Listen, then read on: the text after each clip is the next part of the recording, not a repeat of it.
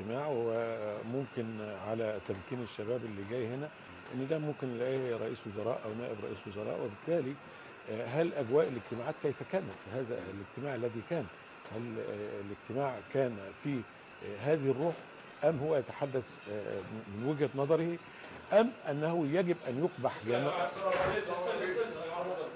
اتفضلوا اتفضلوا ايه في ايه؟ اتفضلوا اتفضلوا يا جماعه، يلا يا جماعه اتفضلوا.